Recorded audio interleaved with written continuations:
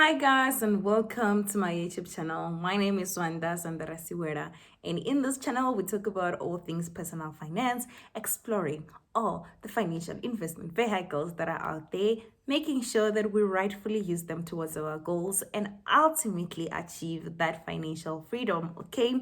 If you think and feel that this is something that resonates with you and it's something that you want to learn, please join the community by pressing the subscribe button and also like and comment and follow your girl on Instagram, guys. I always like it when you guys engage with me outside of YouTube. I would just like to build this community. Okay, so let's go into the topic of today. I will be sharing with you my three dividend paying ETFs. So these are the ETFs that I hold and would like to share those with you. And the reason why I am sharing ETFs that pay dividends is because I mentioned on my 2022 financial goals video that I'll be focusing on getting passive income. And one of the ways in which I'll be getting passive income is through dividends. Okay, if you haven't watched the video, I'll put it somewhere here so that you can watch it too and know what I'm talking about. So I'll be focusing on dividend paying companies, and I'm particularly focusing on ETF because I buy 36,000 worth of ETFs every year to ensure that I maximize on my tax-free savings account. I will go into details on that later.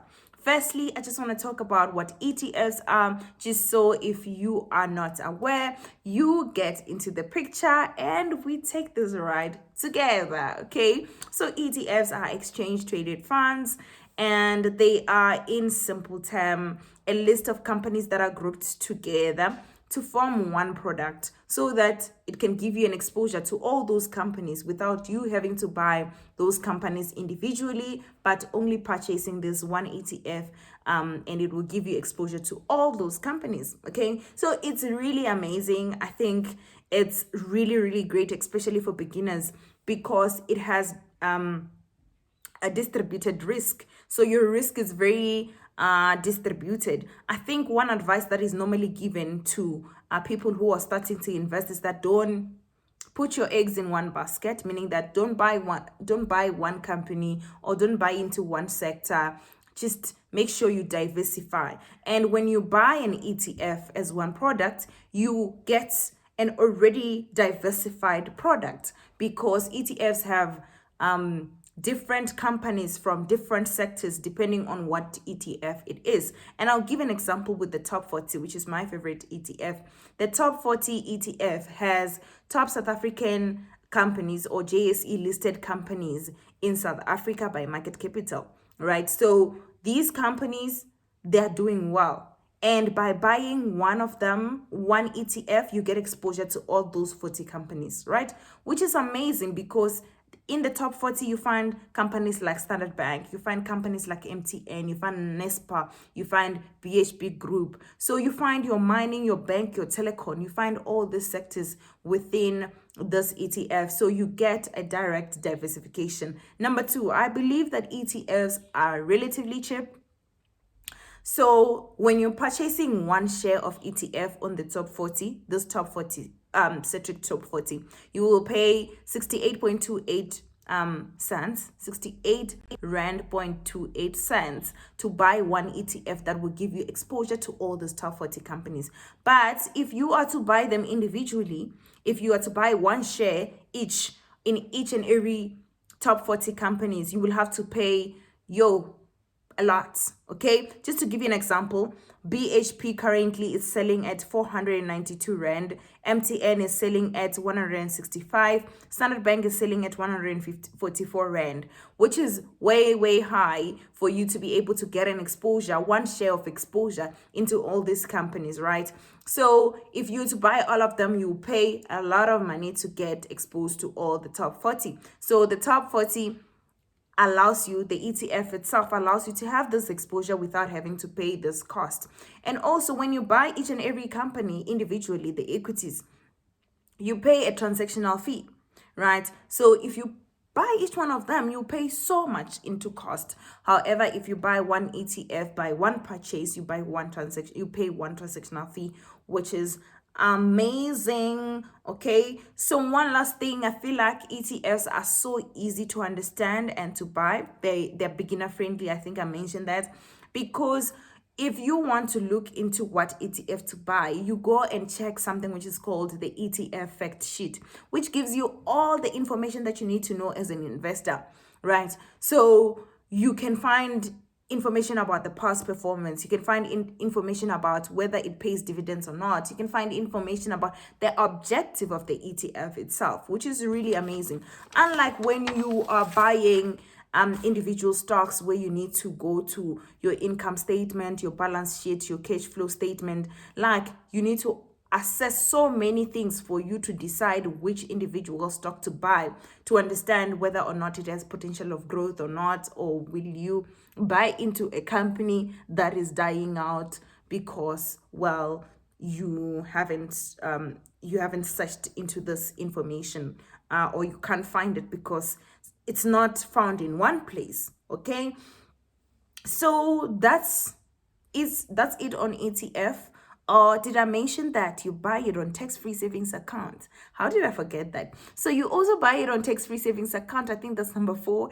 You buy it on tax-free savings account on EasyEquities, which is a huge benefit because you don't get taxed for your capital gain. You don't get taxed for your dividends as well. Okay, so that's where I was saying that I actually maximize my tax-free savings account. The maximum is 36,000 per year, so I maximize it by paying that 36,000 into my tax-free savings account and buy ETFs. And these ones that I'm about to mention now, I'm going to be using them to maximize my tax-free savings account, of course, with many others. But yes, I'll be focusing on dividend paying ones to make sure that I increase my passive income through dividends. Okay, so number 1 is the top 40, which I've already spoken about.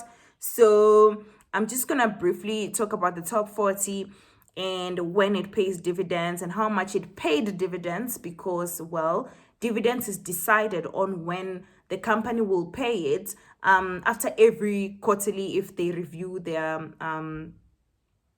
if they give out the statements every quarter, right? So then they decide whether they want to give out to investors or not. But I will just tell you what they paid in 2021 so that you can have an idea of what to expect if they have to perform well and still pay dividends in 2022. So in 2021, they paid dividends twice. They paid one in June 2021. They paid 17 cents point 80 17 Jesus numbers 17.87 cents per unit. And they paid also on the 31st of December, they also paid 36.87 cents. Okay, so they paid twice, which is really great, and they've been consistent in paying dividends. I think that's one thing that I like about the top 40, is that not only did they pay, they've been consistent in paying, which is amazing. And one thing that I want to mention is the fact that they performed really well last year. Their year performance in 2021 was 27.28%. That's great. That's great performance. I like that. And also, I want to mention that it was their all-time high. So they reached their all-time high last year, which is amazing. So yes, one thing that I want to mention is that their tier it's also low, which is TER, total expense ratio. What's happening with you? Total expense ratio it's very low. It's at 0.56. So if you can get it less than 1, you're still relatively paying cheap cost, which is the amount of money that is used to manage and monitor this account in case maybe there is any company that needs to be removed out of the top 40. So the management take out that company and put the one that's fit without you having to do it for yourself.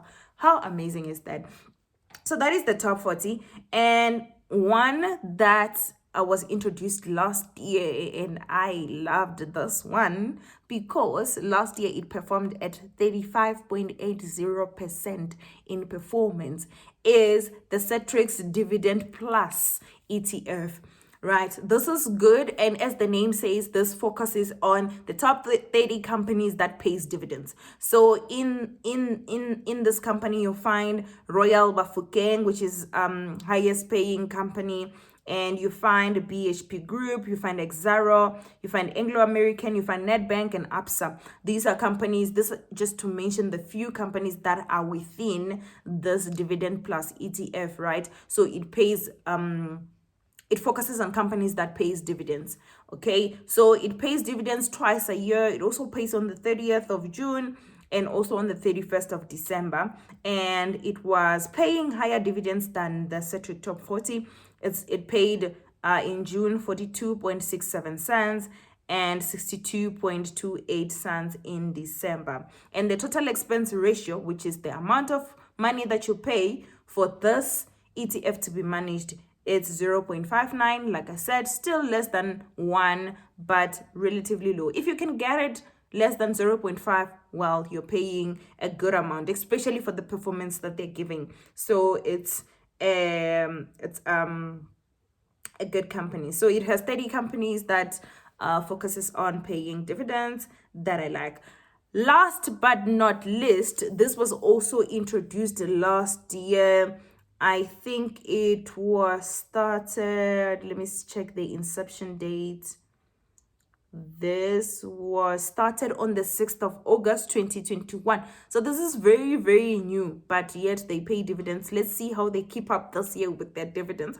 So this is Stagnia Selective Healthcare 150. So it is top 150 companies that are on the healthcare system, right? So I loved this because I've always wanted an exposure to healthcare, but at the same time, I didn't want to just buy shares in Johnson & Johnson's because it's risky, because there's just so much politics around healthcare system overall. And this ETF gives you an exposure to global companies, which is nice.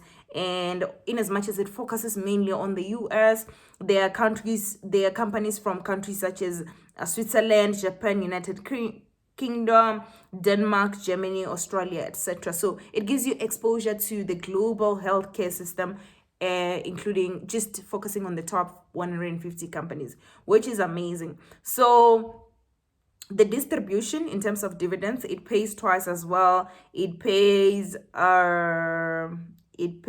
in December and in June, but there haven't been dividends since inception, because it was only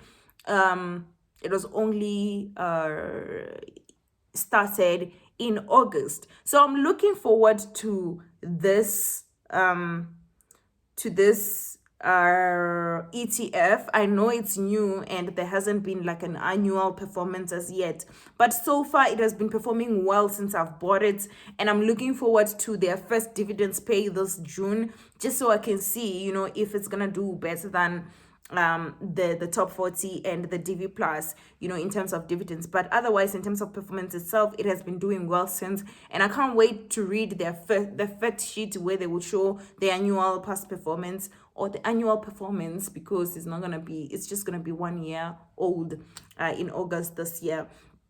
So yeah, those are the 3 dividends paying ETFs that I hold currently, and I'm looking more into dividends paying companies and dividend paying ETF, so that I can have a solid dividend structure, understand how much annually I get from my investment, not only focus on capital gain. As you heard, I'm talking as well on the performance as well, because I'm not only looking into dividends without caring about how the company itself is performing or how the ETF itself is performing. I'm looking into benefiting both ways, having both capital gain on a company as well as gaining from dividends. That's it from my side. Please make sure you remember to hit the subscribe button, like, and comment if you like this video. Cheers, goodbye.